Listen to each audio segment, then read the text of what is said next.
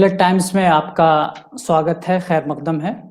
आज हम जिस शख्सियत और पर्सनालिटी को डिस्कस करने जा रहे हैं वो हमारे अहद का एक अजीम इंसान है, एक ऐसा एक्स्ट्रा ऑर्डिनरी इंसान जिनको 2021 में सेकंड हाईएस्ट सिविलियन अवार्ड के लिए पद्मश्री नॉमिनेट किया गया है। यानी इनकी जो खिदमात है वो ग्रॉस रूट इन्वेंशन के लिए है। एक ऐसा साइंटिस्ट और फिलोसोफर जिनसे सही बात यह है कि हमारा हिंदी उर्दू हिंदुस्तान बहुत ज़्यादा वाकिफ नहीं है और बहुत कुछ हम नहीं जानते उनके बारे में।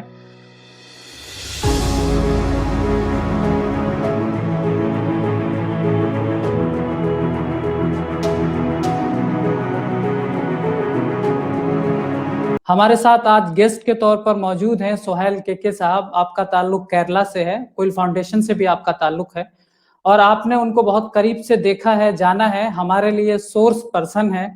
तो आज हम उनके बारे में बात करेंगे, उनकी ज़िंदगी के बारे में, उनकी अचीवमेंट क्या है और एक ऐसी शख्सियत जो बहुत गुमनाम है हमारे हिंदी उर्दू हिंदुस्तान से।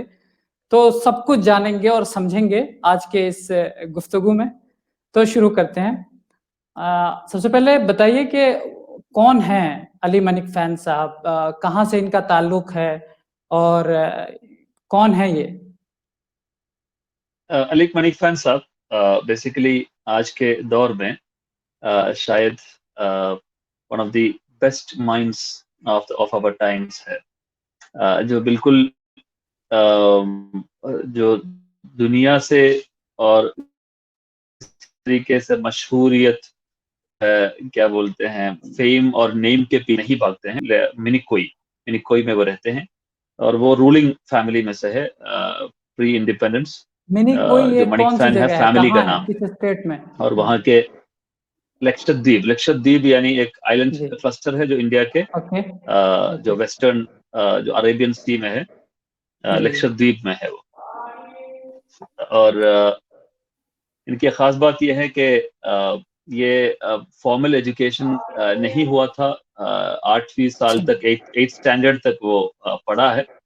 उसके बाद 8th स्टैंडर्ड के बाद फिर ड्रॉप आउट किया क्योंकि ये फॉर्मल एजुकेशन में कुछ है नहीं चीज़, ये समझ के वो बाहर आ गया। और फिर उसके बाद तो फिर वो कभी फॉर्मल एजुकेशन में गया नहीं। तो बेसिकली अच्छा, अगर आप बोला जाए तो उनको मॉडर्न जो डिसिप्लिन का या एकेडमी का जो डिसिप्लिन है उसमें अगर आप बांटेंगे तो फिर इनको आप बोल सकते हैं ये बेसिकली मराइन बायोलॉजिस्ट है, अच्छा, जिसमें marine biology as a discipline वो सीखा नहीं है। मराइन बायोलॉजिस्ट है, मराइन रिसर्चर है, मराइन मेडिसिन वो जानते हैं, सोशल साइंसेस वो जानते हैं, ट्रेडिशनल शिप बिल्डिंग उनका खास एरिया ऑफ एक्सपर्टीज है, हम एजुकेशन एक-एक उनका करके एक्सपर्टीज है, सबको समझने फिशरीज। की कोशिश करेंगे सोहेल साहब। जी जी मैं समझता हूँ कि गुफ्तगू को बहुत ही मुनज़्ज़म तरीके से आगे बढ़ाएँ ताकि जो हमारे व्यूअर्स हैं वो बहुत ज़्यादा वाकिफ़ नहीं है। तो एक-एक करके उनकी जो ख़ासियत है, उनकी ज़िंदगी की और उनकी जो अचीवमेंट है, उन सब पर बात करेंगे। सबसे पहले हम बात करते हैं कि किस कॉज़ के लिए उनको इतना बड़ा second largest civilian award Padma Shri दिया जा रहा है? वो कौन-सी ऐसी क्वालिटी है जिसकी वजह से दिया जा रहा है? इनके क्वालिटी उसमें मेंशन्ड है, ग्रास रूट्स इनोवेशन। जी। ये क्या चीज़ है हमारे दर्शकों को बताएँगे आप? ये क्या खिदमात है उनकी ग्रास रूट क्या चीज़ होती है और क्या इसमें उन्होंने किया है? ग्रास रूट्स इनोवेशन यानी जो है आपके ग्रास रूट्स के अंदर जो जो जमीन में उतर के जमीन के प्रॉब्लम्स को समझ के जो सॉल्यूशन फाइंड आउट करने के लिए जो इनोवेटिव टेक्निक्स उन्होंने इस्तेमाल किया। मिसाल के तौर पर एग्रीकल्चर में उनका एक थियरी है, डू नथिंग फार्म। ये एक उनका एरिया है। मतलब आपको फार्म करने के लिए कुछ आर्टिफिशियल तरीका इस्तेमाल करने का जरूरत नहीं है। एक जमीन को अपने आप उसको पनपने के लिए, अपने आप एनरिच होने के लिए जो नेचुरल इकोसिस्टम है उसको आप अगर डेवलप करेंगे तो ऑटोमेटिकली एक जमीन जो है खुद ब खुद फर्टाइल हो जाएगा, खुद ब खुद मिनरल रिच हो जाएगा और वो खुद ब खुद ग्रीनरी हो जाएगा। तो ये एक एरिया है इनका। एक दूसरा एरिया है, उन्होंने अच्छा, इलेक्ट्रिसिटी ये जो है खुद इसमें उन्होंने कोई मिसाल है क्या? उन्होंने कुछ किया है इसमें? आप कुछ ऐसा बता सकते हैं कि उन्होंने यहाँ पर इस तरीके से काम किया है और वो क्या बोलते हैं, उनके नतीजे देखने को मिले हैं। तो कुछ ऐसा उनका कारनामा, कोई ऐसा तस्करा आपके जहन में हो? बहुत कुछ है। वल्लियूर, तमिलनाडु में वल्लियूर एक जगह है, वहां पर ओके। उन्होंने एक जमीन खरीदा जिसमें 10 एकड़ का जमीन है, और उसमें उन्होंने इस तरीके का एक बहुत बड़े पैमाने पे उन्होंने एग्रीकल्चर किया। और पहले वो कांटा वाला जो थोड़ी कैक्टस जैसे ड्राई एरियाज में जो होते हैं उस तरीके का प्लांट्स ही था वहां पर, ब्राउन था वो पूरा एरिया। उन्होंने वहां पहुंचा और उन्होंने पहले किया कि वो और उनके बेटी आमिना को लेके उन्होंने एक पॉन्ड खोदा वहां पर। वो पॉन्ड के अंदर जो रेन वाटर हार्वेस्टिंग है, पूरा रेन वाटर को इकट्ठा करने के बाद वो, ताकि वो रेन वाटर जल्दी मतलब ऐसा किया जैसे जल्दी उसको वो सूखे ना। तो वो ये पॉन्ड और उसके साथ साथ वो हर दिन ग्रेन्स जो भी होते हैं उसको ऐसा स्कैटर करते हैं, ऐसा जो है जमीन में डालते हैं, तो बहुत सारे चिड़िया आ जाते हैं। तो चिड़िया को वहां पर इनवाइट करना उनका एक तरीका था, ताकि वो बहुत सारे लिविंग ऑर्गेनिजम्स के साथ आएगा। और वहां पर ग्रीनरी बनाने में चिड़ियों का एक बड़ा रोल है।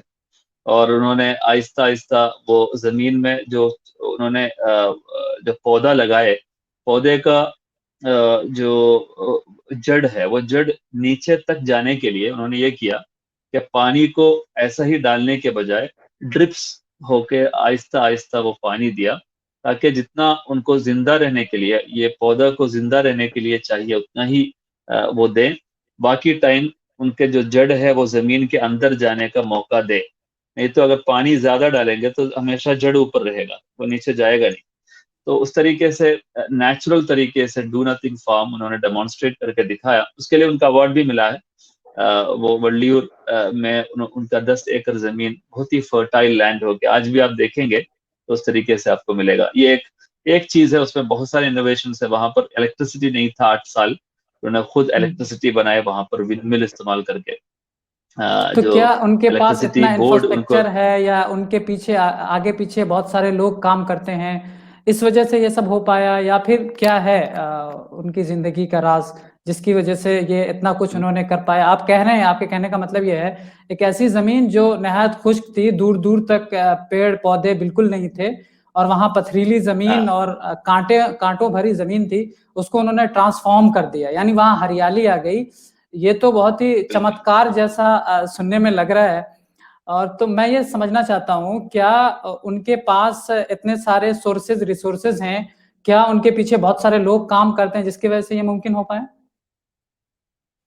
इनके आइडियोलॉजी ही यही है कि इतना ज्यादा रिसोर्सेज का जरूरत नहीं है।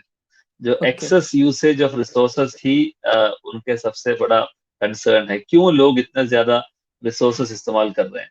इतने ज्यादा लोगों का जरूरत नहीं, इतने ज्यादा पैसे का जरूरत नहीं, इतना ज्यादा खाने का जरूरत नहीं है। बहुत कम खाने से लोग जी सकते हैं, ये उनका कहना है। तो आप उनको उनको पूछेंगे कि आज खाना चाहिए, खाने के लिए क्या चाहिए, वो बोलेगा मुझे थोड़ा जो नारियल, और वो नारियल के ऊपर थोड़ा गुड़ डाल दीजिए। गुड़ और नारियल चाहिए मुझे आज के दोपहर में। तो वो उनका दोपहर का खाना है, थोड़ा इतना मतलब एक छोटे बाउल में वो उनका दोपहर का खाना है। फिर वो 4 o'clock 5 o'clock अगर उनको थोड़ा भूख लगे तो बोलेगा मुझे जो है एक केला मिलेगा, जो छोटा वाला केला है वो मिलेगा, तो वो काफी है। तो लोग वो बोलते हैं कि एंजाइटी है जो रिसोर्सेस को ज्यादा इस्तेमाल करने के लिए लोगों को पुश करते हैं। तो ये जो जमीन में उन्होंने जो काम किया है, ये जो विंडमिल बनाया है, ये जो तालाब बनाया है, वो सिर्फ वो और उनके बच्चों को लेके है। वो कोई लोगों को इकट्ठा करके एक बड़ा आंदोलन, एक बड़ा जो है तहरीक चलाया नहीं है। वो खुद 2-3 लोग मिल करके Aahista Aahista, step by step, एक दिन नहीं, वो 10 दिन लगेगा। नॉर्मली लोग अगर आप पैसा दे के काम कराएंगे तो कहाँ तक पहुंच गए थे? मतलब नॉर्मली लोग जो पैसे खर्च करते हैं और बहुत सारी चीज़ों का इस्तेमाल करते हैं, लेकिन उन्होंने अपने कुछ बच्चों के साथ और जानने वालों के साथ मिलकर ये इतना बड़ा कारनामा जिसको ट्रांसफॉर्म कहना कहते हैं कर दिया है। तो इस बारे में आप बात कर रहे थे। जी, बिल्कुल। तो ये उन्होंने ज़्यादा रिसोर्सेस इस्तेमाल नहीं किया। कैशलेस लाइफ़ उनका एक फ़िलॉसफ़ी है, मतलब पैसे का ज़रूरत नहीं है। इवन घर भी बनाया। घर बनाना हमारे लिए बहुत बड़ा काम है। लेकिन हुँ, उन्होंने आमिना और इनको लेके घर बनाने शुरू हो गया। तो मुझे एक दिन वो फ़ोन करके बोले कि हम घर बनाना शुरू हो गया, आप आएँगे क्या? आप आ रहे हैं क्या? हम एक साथ बनाएँगे। तो मेरे पास उस वक़्त टाइम नहीं था जाने का। शिप लेके जाना था। वो घर लक्षद्वीप में बना रहे थे 2017 में। तो फिर वो और आमिना मिलकर के पूरा इवन जो है घर सिर्फ नहीं बल्कि जो आपके अ, जो टैंकी होते हैं इवन जो आपके जो भी खुदाई है, जो भी कंस्ट्रक्शन का काम है, सब वो और उनके जो बेटियां मिलकर के किया है। ये उसकी खास बात एक दूसरी खिदमत उनकी बताई जाती है जो फिशेस इसमें है, तो वो और क्या है, और क्या उनकी ज़िंदगी की ऐसी चीज़ें हैं जो उनको बड़ा बनाती हैं या फिर एक्स्ट्रा ऑर्डिनरी बनाती हैं? उस पे आप ज़रा रोशनी डालें। एक दिन मेरे ख्याल में 1950s 1954 या 1960 के वक्त में होगा। एक बार एक एस जॉन्स बोल के एक बड़ा इंडिया के मशहूर मराइन बायोलॉजिस्ट है। वो एक बार अपने शिप लेके वो लक्षद्वीप आए और लक्षद्वीप में जो मेन उसका जो लैंड है, लैंड से तकरीबन 1 किलोमीटर दूर उनका शिप को ठहराया था। वहां पर एंकर किया था। तो ये हर दिन नहाते हैं समंदर में, मणिक फैन साहब। तो वो नहाते वक्त इन्होंने देखा कि एक शिप है वहां पर। तो उन्होंने तैर करके 1 किलोमीटर तैर करके वो शिप में पहुंच गया और शिप में चढ़ के देखते वक्त एक आदमी ने बोला कि आप कौन है? मैं बोला मैं यहाँ के हूँ। अच्छा, इतना दूर आप तैर के आए? बोला जी जी हम तैर के आए हैं। तो आप लोग कौन है, क्यों आए हैं? तो ये जब बताया तो वो लोग बहुत सरप्राइज्ड हो गए कि इतने दूर तक वो तैर के आए। तो एस जॉन्स को वहां के ऑफिसर ने बताया कि हमारा जो शिप है जो एंकर किया था 1 किलोमीटर दूर, वहां तक उन्होंने तैर के एक आदमी तैर के आए हैं। एस जॉन्स ने वो जहन में रखा और कुछ दिन बाद उन्होंने बोला कि वो जो आदमी था उस दिन जो हमारे शिप में तैर कर आए थे, उनको जरा बुला के आओ, उनको सर्च करके फाइंड आउट करो, उनको लेके आओ। तो उन्होंने जाके वो आदमी को फाइंड आउट किया और फिर उसको लेके आए और उनसे पूछा कि आप कौन है? तो मतलब मेरा नाम अली मणिक फैन है। तो आप का मतलब वो उनके उनके पहले ही बातचीत से एस जॉन्स को ये समझ में आए कि ये आदमी एक मामूली आदमी नहीं है, this is an extraordinary personality. तो उन्होंने बताया कि आपको हम एक मैराइन बायोलॉजिस्ट, मतलब हम हमारा जो म्यूजियम है उसके अंदर आपको काम देना चाहते हैं। तो उनको काम दिया गया, उनको जॉब दिया गया, despite the fact that he did not ever ask for his academic qualifications. तो उनको लिया गया। फिर वो आहिस्ता आहिस्ता उनका परफॉर्मेंस, उनके सिंसियरिटी, उनका डेडिकेशन और इनोवेशन देके जो है वो 400 मछलियों को उन्होंने, आपने पूछा था फिशेस के बारे में, तो हुँ, हुँ, हुँ। 400 से ज्यादा मछलियों को इन्होंने डीप अंडर वाटर से फाइंड आउट किया और स्पीशीज के डायरेक्टरी के अंदर उसको क्लासिफाई किया, नामकरण दिया, साइंटिफिक नाम दिया। ये सब करके उन्होंने उसका पूरा जो है जो स्पीशीज डायरेक्टरी बनाया, जो इंटरनेशनली जो है एक एक्लेम्ड वर्क है। तो उनके जो हार्ड वर्क देख के एस जॉन्स ने एक बार बताया कि आपको ये जो फिश है जो आपने फाइंड आउट किया, इसका नाम मैं डालना चाहता हूँ आपके ही नाम से। 400 से ज्यादा फिशेस आपने जो फाइंड आउट किया है, एक नाम हम आपके नाम से डालना चाहते हैं और उसका नाम है अबू दफदफ मणिक फैनी, उसका नाम है। आप स्पीशीज के डायरेक्टरी आप खोलेंगे, मणिक फैन के नाम से फिश मिलेगा। असल में 2 फिश था जिसको इनका नाम डाला गया था, लेकिन वो फिश एक बार उन्होंने एक मतलब वो बॉटल में रखते हैं, आपको मालूम होगा एक हुँ, बॉटल हुँ, होगा हुँ। जिसमें प्रिजर्व करते हैं, प्रिजर्वेटिव्स इस्तेमाल करके वो रखते हैं। तो एक बार वो डायरेक्टरी में चीजें रखा, उन्होंने फाइंड आउट करके जो रखा गया था उसका नाम ऐसा ही कुछ नाम, इन्हीं का नाम से मणिक फैन ही कुछ नाम ही डाला था। लेकिन वो लॉन्ग लीव जाके 5-6 महीने के बाद जब वापस आए, तो उनके बॉटल से वो गायब हो गया था, किसी ने चोरी कर दिया म्यूजियम के अंदर से। तो अच्छा। लक्षद्वीप एक सुनसान जगह है जहाँ पर ज्यादा विजिटर्स होते नहीं है, म्यूजियम के अंदर से वो वहां से निकाला गया। तो इनके कंट्रीब्यूशन बहुत बड़ा है। और एस डॉन्स जब रिटायर हो रहे थे, रिटायर के वक्त उनसे रिटायर के बाद एक सेमिनार में उनसे पत्रकारों ने पूछा था कि आपने इतना लंबे अरसे तक यहाँ काम किया है फिशेस और फिश म्यूजियम और ये मराइन म्यूजियम के सिलसिले में, आपका सबसे बड़ा इन्वेंशन क्या है, आपसे बड़ा सबसे बड़ा डिस्कवरी क्या है? ये सवाल का जवाब एस जॉन्स ने ये बताया था कि वहां पर जो सामने बैठते हैं वो जो दुबला पतला आदमी, वही है मेरा सबसे बड़ा डिस्कवरी। तो एस जॉन्स ने बताया कि मेरा इतना बड़ा करियर के अंदर जो मेरा सबसे बड़ा डिस्कवरी है वो अली मणि खान है, और कोई मराइन मतलब मराइन ऑब्जेक्ट्स नहीं है। तो ये उनका कहना है। हाँ, थैंक यू। और उनकी ज़िंदगी से जुड़े बहुत सारे कारनामे बताए जाते हैं। उनमें ये भी कि वो अपनी ज़िंदगी को जो नेचुरल वे में देखते हैं तमाम चीज़ों को। अगर एज़ अ होल आप उनकी ज़िंदगी का जायज़ा लेते हैं या समझते हैं, तो उनकी ज़िंदगी से क्या क्या मकसद निकलता है, या क्या वो कहना चाहते हैं अपनी ज़िंदगी से, हमारे लिए क्या प्रेरणा है और हमको क्या सीखना चाहिए? तो ये मैं सवाल आपसे करना चाहता हूँ, चूँकि आपने उनके साथ वक़्त भी गुज़ारा है। बेसिकली उनका जिंदगी का सबसे बड़ा मैसेज नंबर 1 ये है कि आपके लाइफ बिताने के लिए जो इतना कॉम्प्लेक्स बनाया आपने, लाइफ को इतना पेचीदा बनाया है, लाइफ इतना पेचीदा नहीं है, लाइफ बहुत सिंपल है।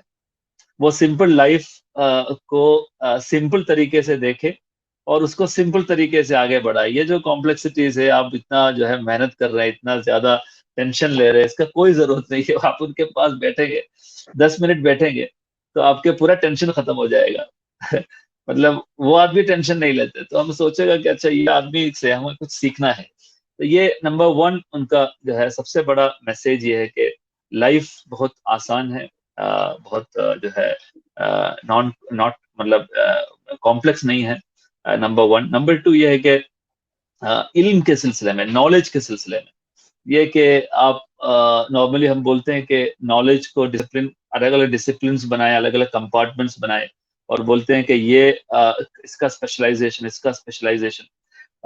वो बोलते हैं कि स्पेशलाइजेशन बहुत बाद की चीज है। हमारे पहला काम यह है कि एक फंडामेंटल नॉलेज को हमें हासिल करना है। मिसाल के तौर पर लैंग्वेज अगर आपको सीखना है, तो यूरोपियन लैंग्वेजेस में से आपको सीखना है लैटिन लैंग्वेज। लैटिन को आप सीखिए और ग्रीक लैंग्वेज को आप सीखिए थोड़ा बहुत, तो आपको पूरा यूरोपियन जबान सीखने के लिए बहुत आसान हो जाएगा, क्योंकि सब चीज उसी से निकल के आए हैं। वैसे ही आपको अगर मिडल ईस्ट जबान आपको सीखना है, तो अरब अरब जबान को, अरबिक आप सीखिए, तो पूरा मिडल ईस्ट के अलग अलग जो है उसके जो फॉर्म्स है वो आप सीख सकते हैं। इंडिया के अंदर 1000 से ज्यादा जबान है, लेकिन वो पूरा जबान को सीखने के बजाय आपको उसको रूट में जाके संस्कृत पढ़िए, तो फिर आपको पूरा इंडिया के हर जबान सीखने के लिए बहुत आसान होगा। तो ये उनको उनका ये जबान के सिलसिले में। वैसे ही आप जो है किसी भी चीज में जाएंगे, उनका कहना यह है कि आप उसके फंडामेंटल समझने के लिए कोशिश कीजिए। आप उनसे जब बात करेंगे, तो नॉर्मली वो आपको हर चीज का जवाब उनको मालूम है, लेकिन वो बोलेंगे नहीं आपको। वो बोले कुछ सवाल आपसे पूछेंगे और आपसे कहलवाएंगे जवाब, और आपको जवाब खुद ब खुद आप बोल देंगे, answer you know it, actually you know it but he will make you से इट। तो ये है उनका तरीका।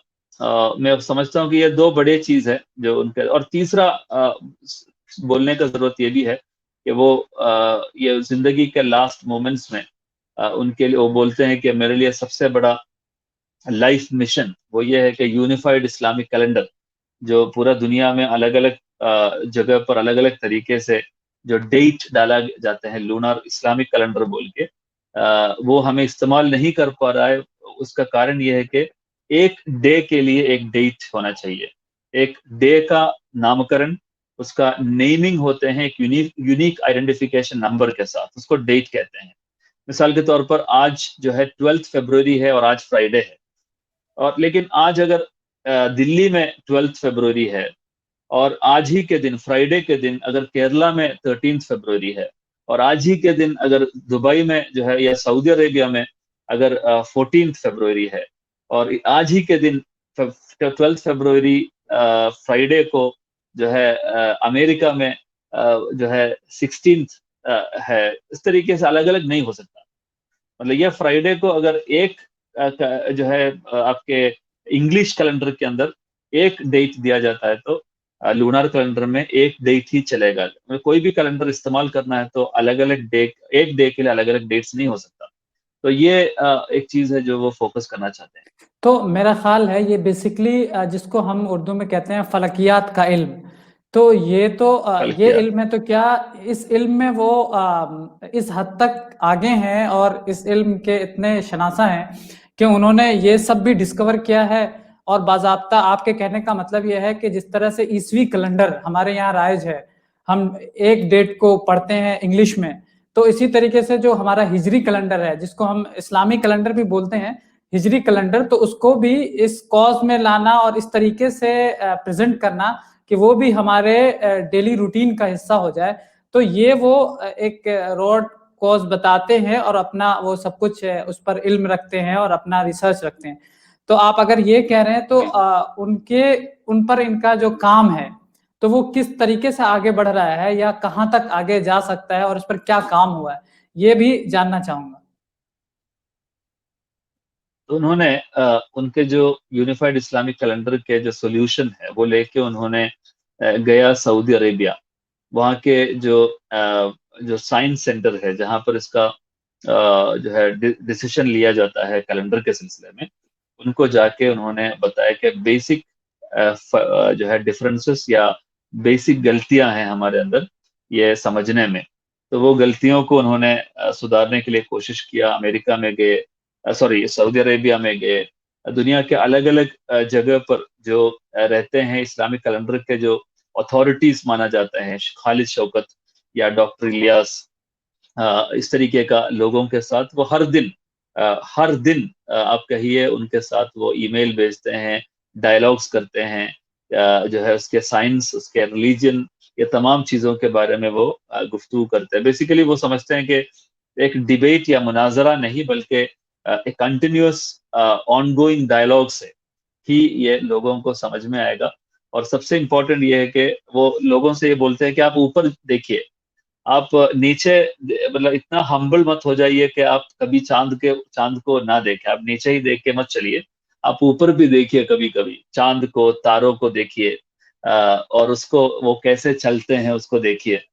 वो चांद और तारा जो है उसका मूव्स क्या है, उसका फेसेस ऑफ द मून जो कुरान में अहिल्ला सुहेल साहब, कहते मैं ये हैं कहना या। चाहूँगा, अगर आप डिस्क्राइब करते हुए इंग्लिश में भी बोलें तो कोई दिक्कत नहीं है, आप बोल सकते हैं, ज़रूरी नहीं है कि ठीक है। सारे आप जो है उसको तशरीह और उसको डिस्क्राइब उर्दू में और हिंदी में करने की कोशिश करें। जी जी सर। ठीक है। तो अहिल्ला जो कुरान में कहते हैं, यसअलूनक अनिल अहिल्ला कुल हिय मवाक़ियत लिन्नास वल हज, जो कुरान में है, तो अहिल्ला के बारे में वो बोलते हैं, या फेसेस ऑफ द मून को हमें समझने का जरूरत है। नॉर्मली हम लोग टाइम समझने के लिए, कुरान में यह है कि टाइम समझने के लिए सूरज है और मंथ और डेट समझने के लिए चांद है। इसलिए हम नमाज पढ़ते हैं सूरज के हिसाब से, और आपके रमजान और आपके ईद और आपके ज़कात ये सब और हज सब रिलेटेड है आपके चांद से रिलेटेड। तो चांद को देखने में उसका अहिल्ला देखना या उसके फेसेस को समझ के आगे बढ़ने का काम हमें करने का जरूरत है, ये उनका कहना है। बहुत बहुत शुक्रिया। चूंकि हम वक्त भी हमारा हुआ चाहता है, तो बस हम इन शॉर्ट ये समझना चाहते हैं कि आगे जो उनका रोड मैप है या उनको इतना बड़ा अवार्ड मिलने जा रहा है और हम लोग बहुत ज़्यादा उनसे वाकिफ नहीं हैं, तो क्या किसी लार्ज पैमाने पर ऐसा कुछ ट्रिब्यूट हो सकता है ताकि दुनिया उनके इल्म से, उनके फिलॉसफी से फ़ायदा उठा सके? क्या कोई संस्था, क्या कोई संसाधन, क्या गवर्नमेंट उन पर तवज्जो दे रही है या उस जानिब कोई काम हो रहा है? इस तनाजुर में, इस सिनेरियो में आपके पास कोई बात है तो ज़रूर शेयर कीजिए।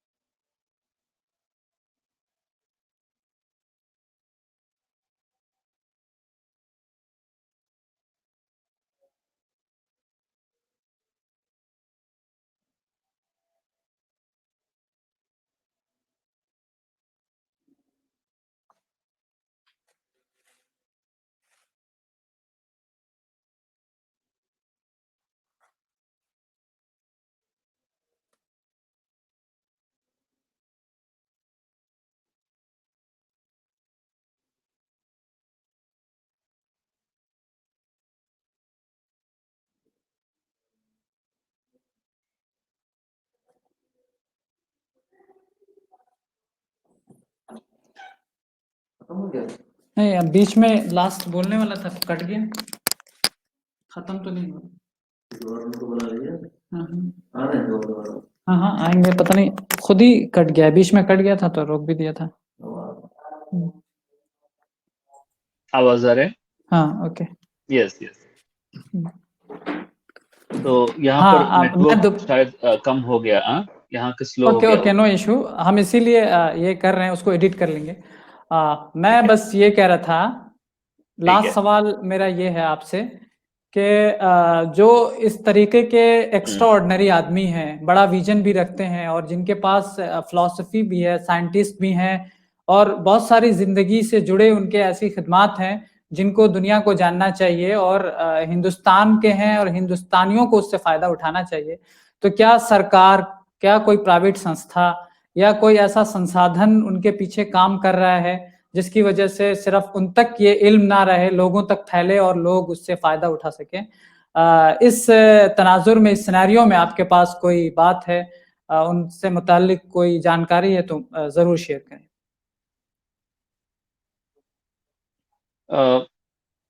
अली मलिक खान साहब के सिलसिले में मैं बोलना चाहूंगा कि उनके जो नॉलेज है बहुत वास्ट है। बेसिकली वो ऑब्जर्वेशन से और चीज़ों को समझने में, इल्म हासिल करने में पेशेंटली और कंसिस्टेंटली उन्होंने जो काम किया है वो मेरा ख्याल में यही है जो उसका राज है, जो उन्होंने पूरा तरीके से आज ये 83rd ईयर तक वो खत्म नहीं किया, वो अभी भी वो जारी है, वो उसको लेके आगे बढ़ रहा है। मैं बोलना चाहूंगा कि उनके ऐसे चीजें हैं जो मेरे ख्याल में बहुत लोग नहीं जानते। मिसाल के तौर पर मराइन मेडिसिन है। मराइन मेडिसिन एक बार एक ग्रुप ऑफ इटालियन रिसर्चर्स जब उनके म्यूजियम आए, मराइन म्यूजियम में जब आए, तो उनके पेट में दर्द था और पेट में किसी को बैड स्टमक था। तो उस वक्त उन्होंने बहुत सारे दवा खाए थे, लेकिन वो दवा कोई असर नहीं किया। तो मणिक खान साहब ने बताया कि आप एक काम कीजिए, मेरे साथ आइए। और उन्होंने एक खास चीज को डीप अंडर वाटर से डाइव करके उन्होंने लेके आए और उसको एक तरीके से पका के जब उनको दिया, तो डे मतलब आफ्टर डेज ऑफ मेडिकेशन जो सही नहीं हुआ, वो कुछ मिनट्स में से वो सही हो गया। तो उसका कारण ये था कि उन्होंने बताया कि ये प्रॉब्लम बेसिकली ये है, उन्होंने डायग्नोस किया। और उसके बाद उन्होंने एक मेडिसिन को जो डीप अंडर वाटर में है, मराइन के डीप सी अंडरबेड में है, उसको उठा के लेके गया, जो हम लोग नॉर्मली इस्तेमाल करते नहीं हमारे डेली यूज में। तो इस तरीके का अमूल्य, rarest of the rare information और इल्म उनके पास मौजूद है, जो मुझे लग रहा है कि उनसे बैठ करके आहिस्ता उनके साथ रह के, वो एक अच्छा लेक्चरर नहीं है, वो अच्छे बातचीत करना, आपके मतलब जो जो तकरीर करने वाला या लिखने वाला आदमी नहीं है। उनको एक एक पैराग्राफ भी लिखना बहुत मुश्किल है।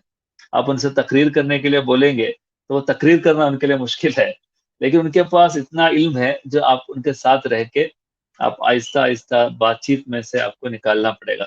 तो मैं यही बोलना चाहूंगा कि यंग रिसर्चर्स उनके साथ इस तरीके से टाइम बिताएं और जरूर आप हर चीज के बारे में, मतलब इवन फिजिक्स के सिलसिले में उन्होंने एट लास्ट उन्होंने ये किया 2018 में, जब लक्षद्वीप से केरला, इंडिया के मेनलैंड तमिलनाडु वल्लियूर में आने के पहले उनका काम यह था कि अलग अलग ऑटोमोबाइल पार्ट्स उन्होंने इकट्ठा किया था उनके घर में एक कार बनाने के लिए।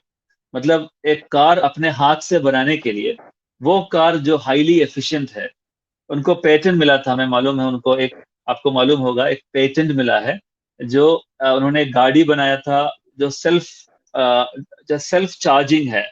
उसके अंदर आप फ्यूल एक बार डालेंगे, लेकिन फ्यूल वो 1 लीटर फ्यूल डालेंगे, वो तकरीबन जो है 60 किलोमीटर, 80 किलोमीटर या 100 किलोमीटर चलेगा, वो चलते रहेगा।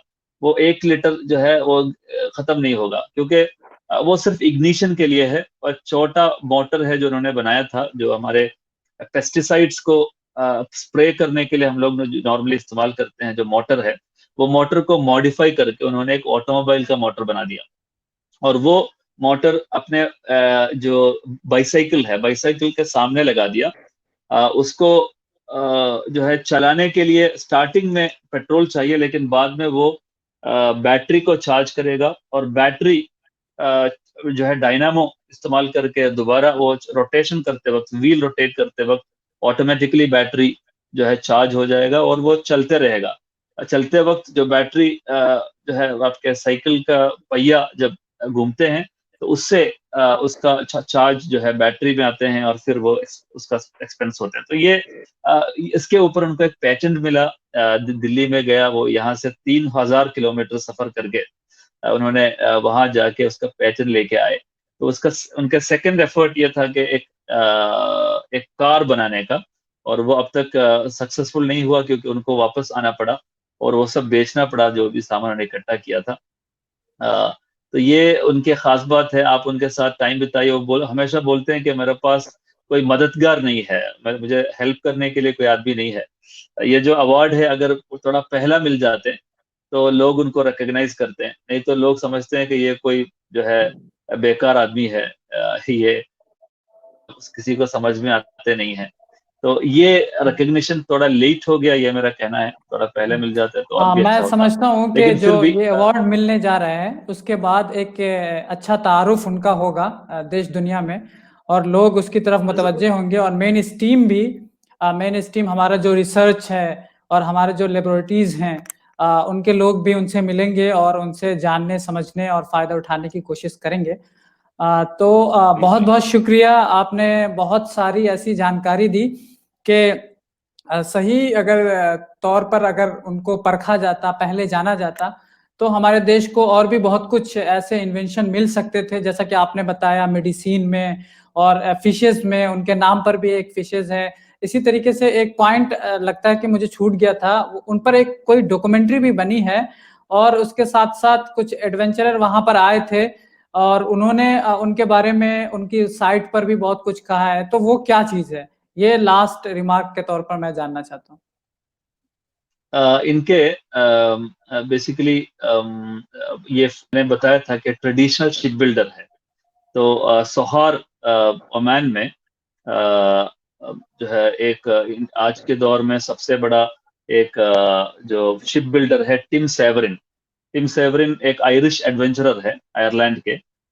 उन्होंने वो शिप बिल्ड करते हैं वुड को इस्तेमाल करके, वुड को बेंड करके, फिर उसको उसके ऊपर ज्यादा टेक्नोलॉजी वगैरह इस्तेमाल इसका जरूरत नहीं है। जैसा कि सिंदबाद वॉयज जो किया है वही जो है स्टाइल में उन्होंने एक बोट, एक शिप बनाने के लिए कोशिश किया। तो अली मणिक फैन को उन्होंने बुलाया था ओमान। तो ओमान में रह के उन्होंने वो पूरा शिप को बनाए और पूरा साउथ एशिया वो घूमने के बाद वो शिप अभी ओमान के म्यूजियम में रखे हुए हैं, जो अली मणिक फैन ने बनाया था।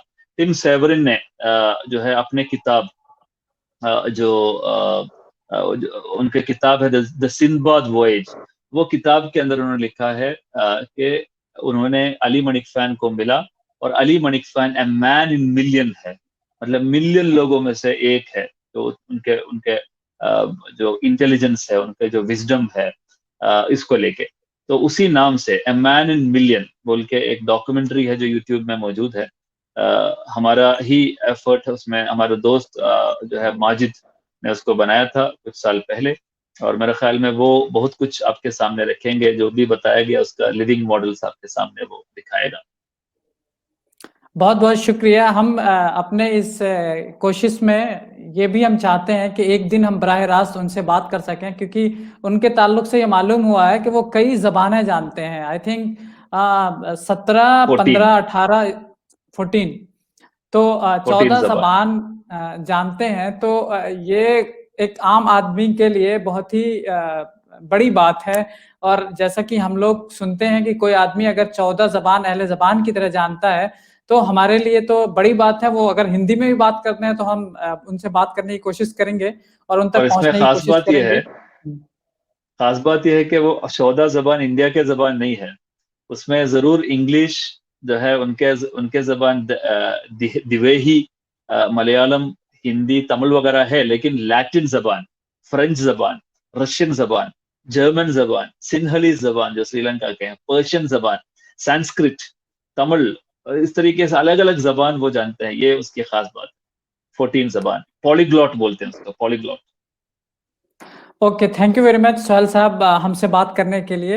हम चाहते हैं आपकी खिदमत इंशाल्लाह दोबारा भी ली जाएगी और हम उन तक इंशाल्लाह। इतने बड़े लोगों तक पहुँचेंगे और इतना बड़ा नाम जिसने देश दुनिया के लिए बहुत कुछ किया है, जिनके पास ऐसी सलाहियतें हैं जिनसे फ़ायदा उठाया जा सकता है। तो हम ज़रूर कोशिश करेंगे दोबारा से आप तक पहुँचे इसी टॉपिक पर और कोशिश करेंगे कि दोबारा आपसे बात करें। आपसे बात कर बहुत अच्छा इंशाल्लाह। लगा। Thank you very much. चलो मशकूर। मिल्लत टाइम्स को आपकी ज़रूरत है, हमारी आप माली मदद करें। हर महीने सिर्फ 100 रुपये और 1 साल के लिए 1 साल सिर्फ 1000 रुपये। रकम भेजने के लिए यहाँ दिए गए फ़ोन पे, गूगल पे और पेटीएम नंबर का इस्तेमाल कर सकते हैं।